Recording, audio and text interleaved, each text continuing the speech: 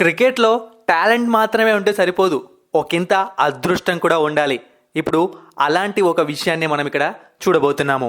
India versus Zimbabwe 5 మ్యాచ్ల T20 series July 6వ తేదీ స్టార్ట్ కాబోతోంది. ఈ జింబాబ్వే సిరీస్ కోసం ఇప్పటికే BCCI స్క్వాడ్ ను ప్రకటించింది. ఇందులో మొత్తం అందరూ యంగ్ ప్లేయర్స్, కొత్త ప్లేయర్సే మనకు కనిపిస్తున్నారు. ఈ టీమ్ కు కెప్టెన్ శుభ్మన్ గిల్. యాక్చువల్ గా సీనియర్ ప్లేయర్స్ కు రెస్ట్ ఇచ్చి యంగ్ ప్లేయర్స్ ను ఇక్కడికి పంపించాలని BCCI భావించింది. కానీ T20 వరల్డ్ కప్ విజయం తర్వాత విరాట్ కోహ్లీ, రోహిత్ శర్మ, జడేజా T20 ఫార్మాట్ కు రిటైర్మెంట్ ప్రకటించారు. ఇప్పుడు BCCI ముందున్న లక్ష్యం ఏంటి అంటే ఒక స్ట్రాంగ్ టీమిండియాను తయారు చేయడమే T20 ఫార్మాట్ లో. అయితే ఇప్పుడు జింబాబ్వే కోసం ప్రకటించిన స్క్వాడ్ లో ఒక 5 మంది ప్లేయర్స్ ని టీమిండియా మేనేజ్మెంట్ తప్పించబోతోంది.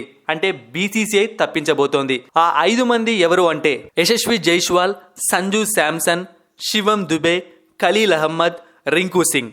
అవును, మీరు వింటున్నది నిజమే. దానికి ఒక స్పెషల్ రీజన్ ఉంది. అదేంటి అంటే T20 వరల్డ్ కప్ గెలిచాక టీమిండియా ప్లేయర్స్ ఎవరు ఇంకా ఇండియాకు రాలేదు. వెస్టిండీస్లోనే చిక్కుకుపోయారు. అక్కడ భారీ తుఫాను కారణంగా ఫ్లైట్స్ అన్ని ఆగిపోయాయి. దీంతో వాళ్ళు ఎక్కడికి పోలేని పరిస్థితి. ఇప్పటికే 1వ తేదీ వచ్చేసింది. 6వ తేదీ మొదటి T20 జరుగుతుంది.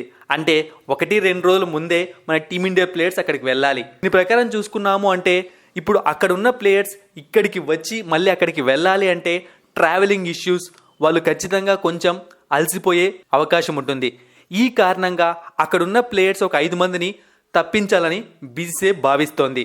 దీనిపైన ఇంకా అధికారిక నిర్ణయం తీసుకోలేదు. మరికొన్ని గంటల్లో ఒక ఇంపార్టెంట్ నిర్ణయం దీనిపైన బయటకు వచ్చే అవకాశం ఉంది. T20 వరల్డ్ కప్ లో యశస్వి జైస్వాల్, సంజు శాంసన్ కు అవకాశం రాలేదు పెద్దగా. సో వాళ్ళు ఈ జింబాబ్వే సిరీస్ పైన చాలా హోప్స్ పెట్టుకున్నారు.